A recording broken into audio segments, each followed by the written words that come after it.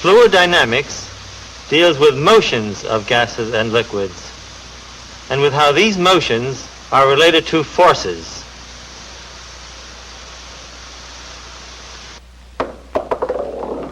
For this film,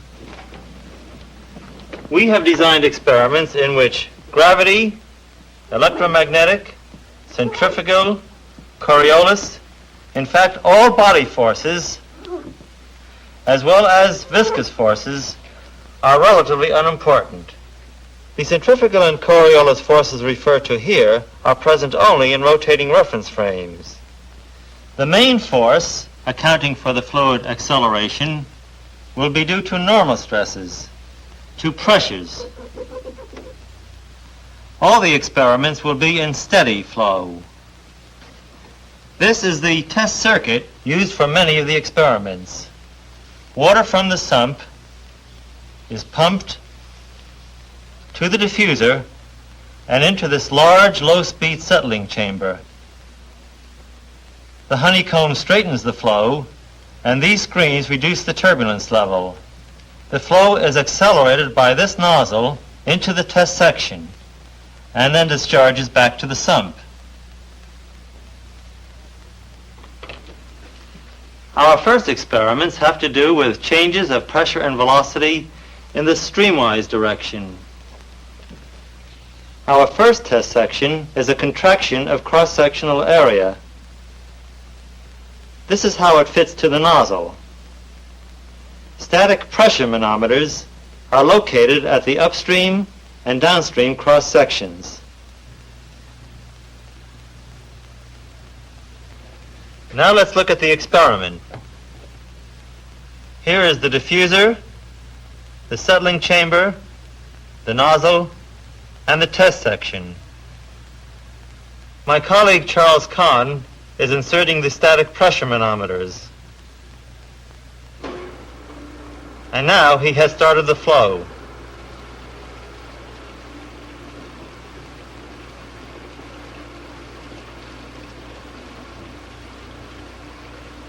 We see that the pressure falls from the upstream section to the downstream section.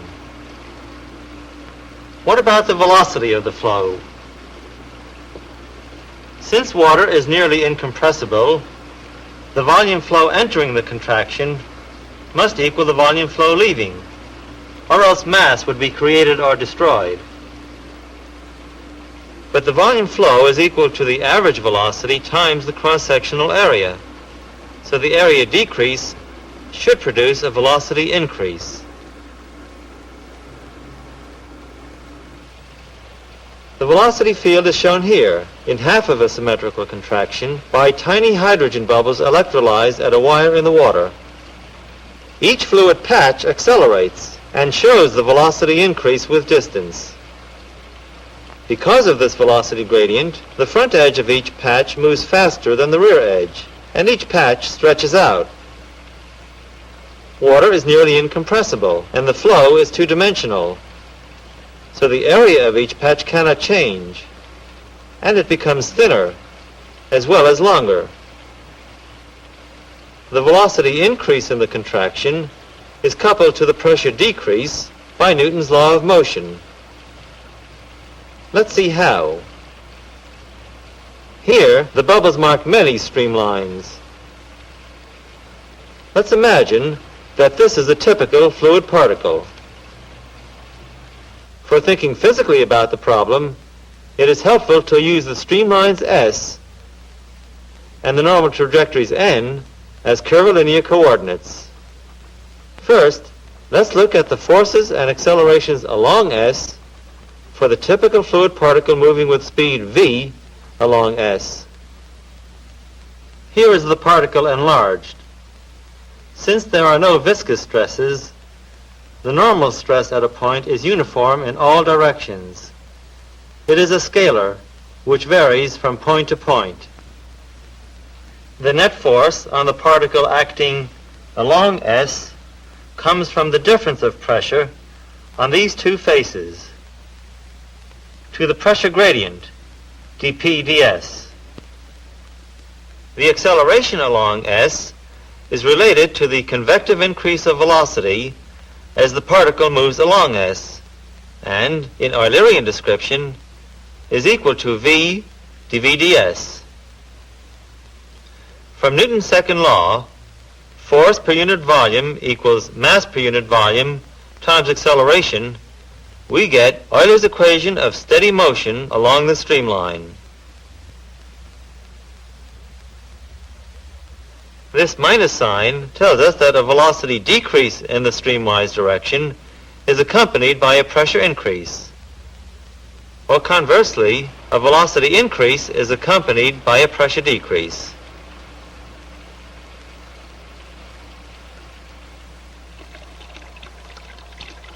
This is a manifold. The pressure distribution is shown by the water levels in these manometer tubes. With the bleed valves closed, the average water velocity is the same at all cross sections, and there is a very slight pressure drop due to viscous forces.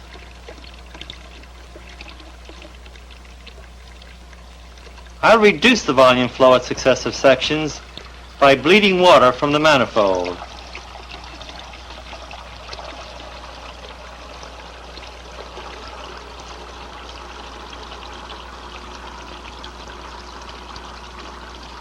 The pressure now rises. Since the area is constant, the velocity is proportional to the volume flow. Therefore, the velocity decreases. It is this streamwise deceleration which produces the streamwise rise in pressure.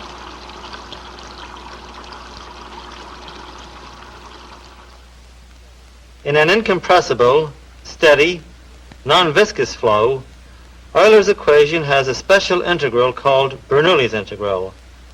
Along each streamline, the sum of the static pressure and the dynamic pressure is a constant. This sum is called the stagnation pressure. On any streamline where the velocity is high, the pressure is low, and vice versa. The highest possible pressure, the stagnation pressure, occurs where the velocity is zero. A very large reservoir supplying a flow to a duct system is itself a stagnation region. Here is a streaming flow past a blunt body with a central stream tube marked by hydrogen bubbles. The widening of this stream tube tells us that the flow is decelerating.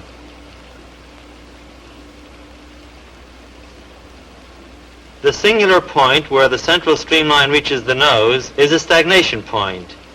The speed is zero there. On both sides of the unique stagnation streamline, the fluid decelerates, but not to zero speed, and then slides around the sides. The stagnation point is put to practical use in a pitot tube. The hole at the nose measures the stagnation pressure of the particular streamline reaching the hole. We've placed pitot tubes at the upstream and downstream cross sections of the contraction, and these are the static pressure manometers we had before. The difference between the stagnation pressure and the static pressure is the local dynamic pressure. So this is a way of measuring velocity. Because of the area contraction, both the dynamic pressure and the static pressure change. But the sum of the two, the stagnation pressure, remains constant, which is what Bernoulli's integral told us. Bernoulli's integral also explains how we can produce suction by blowing.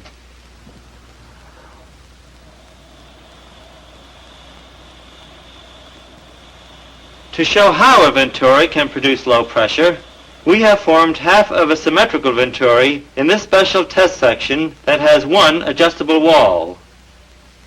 A great many static... Here it is set up for test. These are inclined manometer boards to show the pressure distributions on the two walls. We will observe the lengths of the water columns looking down from a position directly above. Now the flow is steady. We will look first at the pressure distribution on the straight wall. Continuity tells us that because of the area contraction, the velocity increases to the throat, and this causes a pressure drop. Downstream of the throat, the area increase produces a velocity decrease, and this causes the pressure to rise. At the upstream and downstream ends, where the cross-sectional areas are equal, the average velocities are also equal, and Bernoulli's integral would predict equal pressures. But the downstream pressure is actually somewhat less than the upstream pressure. This difference is due to viscous boundary layers, whose behavior we must always keep in mind, even when we pretend viscosity is absent.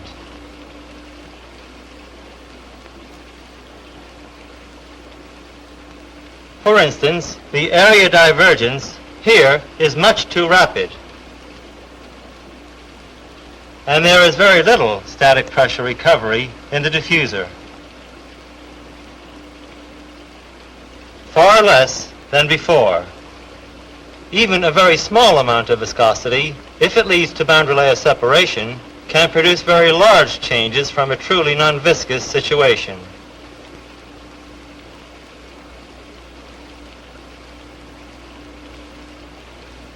In this experiment, water flows through a venturi that discharges to atmosphere. As we increase the flow, all pressure differences increase with the square of the velocity, and the pressure at the throat decreases. The gauge shows vacuum, and the pressure at the throat is now about 20 inches of mercury below atmospheric. Watch the throat.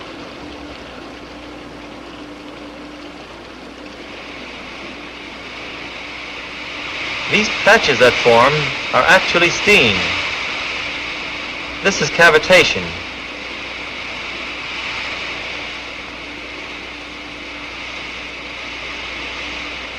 When the absolute pressure goes below the vapor pressure of about 1 inch of mercury, boiling occurs.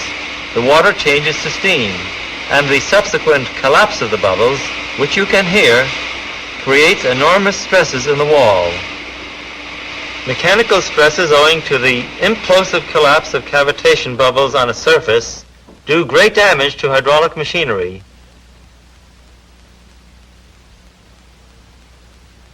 And to marine propellers.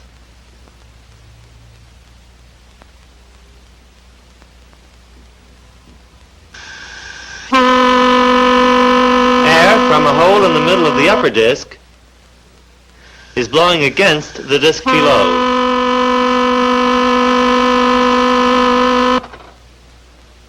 To see how we could lift that plastic disc by blowing against it, we've instrumented this plate with pressure taps attached to manometer tubes below. 3 little spacers keep the disc and plate apart. This open tube shows atmospheric pressure. In these tubes, the water level rises when the pressure goes below atmospheric.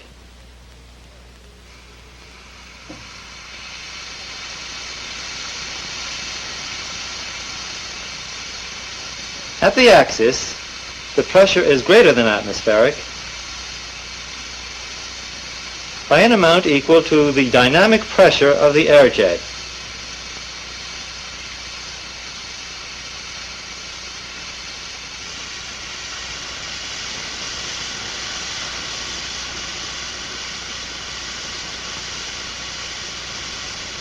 Over most of the plate, though, it is less than atmospheric,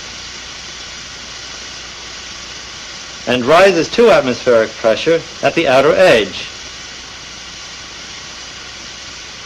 The reason for this is that the through-flow cross-sectional area between the discs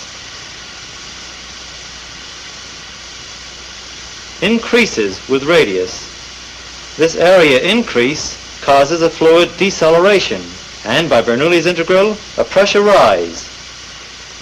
Actually, the viscous forces in the narrow gap are by no means negligible. But in this particular experiment, the mass acceleration forces are generally larger than the viscous forces, and so they govern the shape of the pressure distribution. The subatmospheric pressure over most of the area explains why the disk is lifted.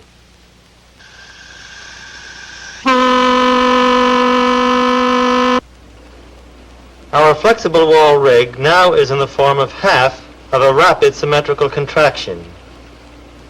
We've discussed the relation between pressure and velocity changes along the streamline. But see how different the pressure distributions are for the two walls.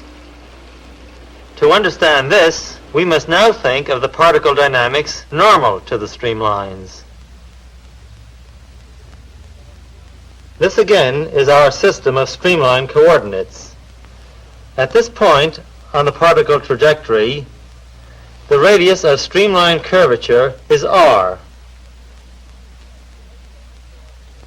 The net pressure force acting toward the center of curvature is due to the difference of pressure on these two faces, to the gradient dp dn.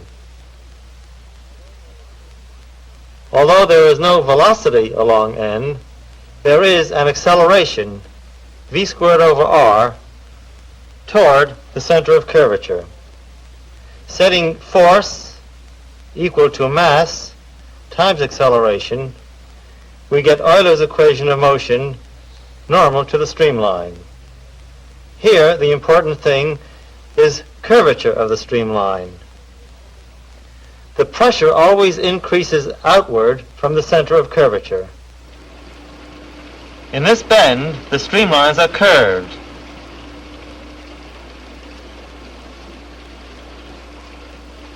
This is a set of 3 static pressure manometers in the straight section approaching the bend.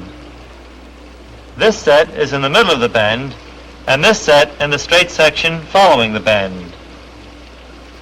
In the upstream straight section, the streamlines are virtually straight, and the 3 manometers show no pressure variation normal to the streamlines.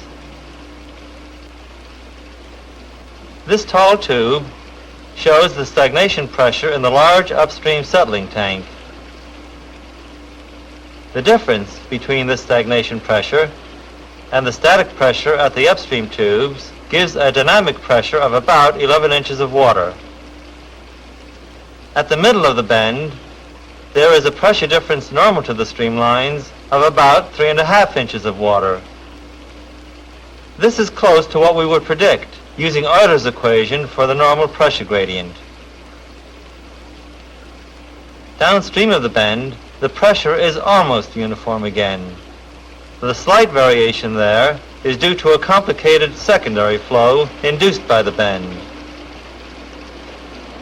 As we increase the flow, all the pressure differences also increase, according to the square of the velocity. But the pressure difference due to curvature remains a constant fraction of the dynamic pressure.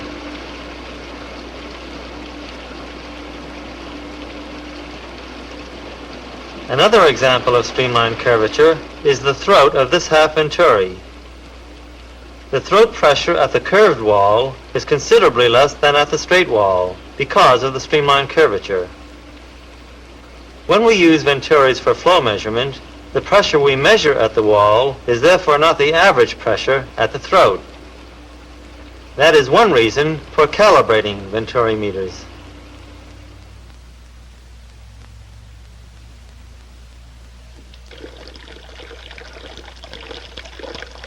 This bending of the jet toward my finger is the Coanda effect. A better experimental setup is this freely suspended hollow cylinder with a small static pressure hole connected to a manometer.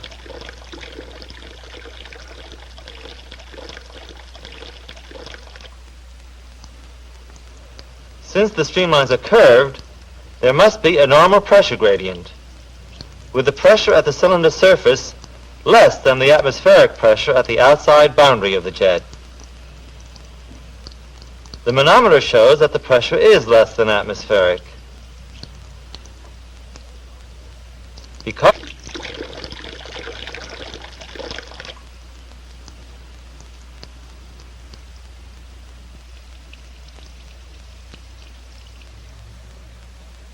now the manometer is balanced again.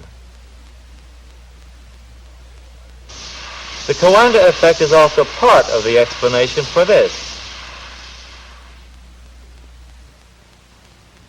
So far, we've looked separately at the pressure gradients along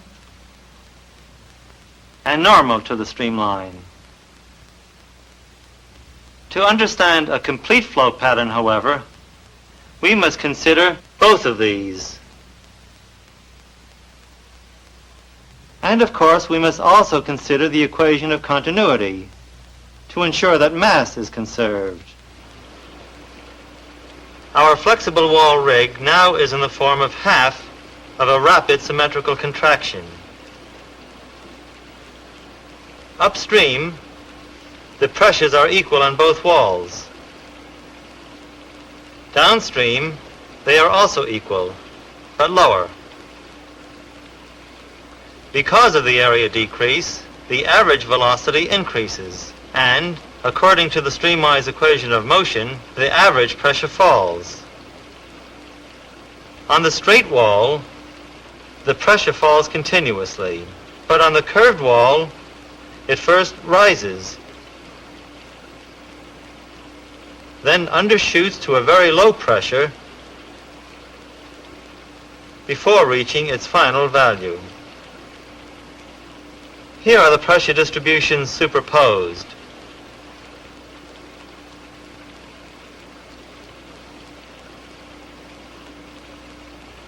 Let's see how these pressure distributions may be predicted by the two dynamical equations and the equation of continuity. This curve of pressure versus distance shows the average streamwise pressure variation associated with the one-dimensional average velocity at each cross-section. Far upstream and far downstream, where the streamlines have no curvature, the pressure will be uniform over the two cross-sections. From the shape of the channel, we may expect that the streamlines will be of this general shape: concave up in this region, concave down in this region. These are two curves normal to the streamlines in the regions of different concavity. And these are the directions of increasing n, that is, outward from the center of streamline curvature.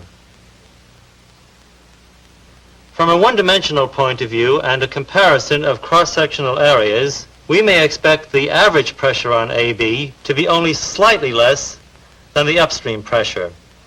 But because of streamline curvature, the pressure increases from A to B, so that the pressure at B will be greater than the pressure at A. Similarly, the average pressure on CD will be only slightly greater than the downstream pressure. Again, though, because of streamline curvature, the pressure will increase from C to D. So the pressure at D will be greater than the average, while the pressure at C will be less than the average. So the pressure on the curved wall rises to a maximum at B and then falls to a minimum at C. While on the straight wall, it falls continuously from A to D.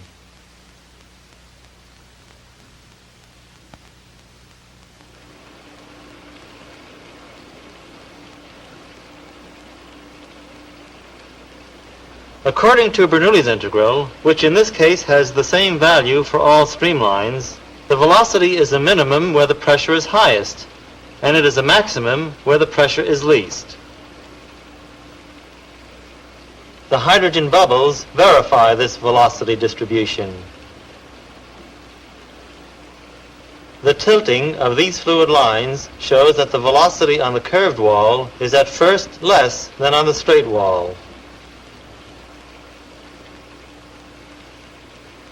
Here, near the beginning of the curve, the increase of stream tube area between the streamline and the curved wall shows that the velocity on the curved wall at first decreases. Near the end of the curve, the stream tube area reaches a minimum before once again increasing slightly. This minimum corresponds to the point of minimum pressure. Where the pressure rises on the curved wall, the viscous boundary layer thickens. If a rising pressure gradient is severe enough, the boundary layer might separate, or a laminar layer might become turbulent. To minimize adverse pressure gradients in wind tunnel nozzles, the contraction is made more gentle, as here. The streamline curvature is now much less, and the normal pressure gradients which caused the distinctive peaks in the pressure distribution are reduced. The flow is more nearly one-dimensional, and the pressure distributions on the two walls are more nearly alike. Bernoulli's integral is based on many restrictive assumptions. The statement that high velocity means low pressure is only sometimes true. Let's see how one could go astray. This straight duct has a partition. One side is free and clear. The other side has a flow resistance. Downstream of the partition, the two streams rejoin. The static pressures shown by these two manometers are equal. If you used Bernoulli's integral, you might conclude that the velocities of the two streams are also equal. Let's see. These are stagnation pressures, read by pitot tubes. From the two dynamic pressures, we see that the velocity downstream of the obstructed passage is less than for the clear passage. The reason Bernoulli's integral cannot be used here is that we are dealing with different streamlines. Because of the confinement of the channel walls, the streamlines are straight, with no curvature, and no normal pressure gradient. So the pressures on the two sides are the same, even though the velocities differ. For the same reason, the pressure across a viscous boundary layer is virtually constant.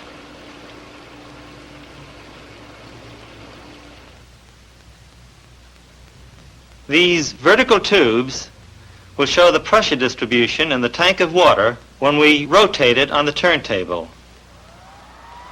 After viscosity brings the water into a solid body rotation, the velocity will increase linearly with radius.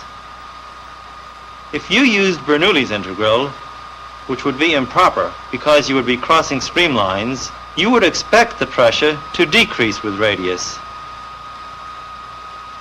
Actually, you see, the pressure increases with radius. This means that the stagnation pressure also increases with radius, and each circular streamline must have a different Bernoulli constant.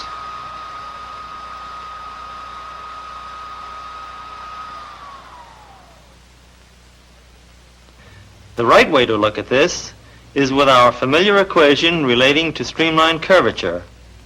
The outward radial pressure rise produces the net force which accompanies the centripetal acceleration.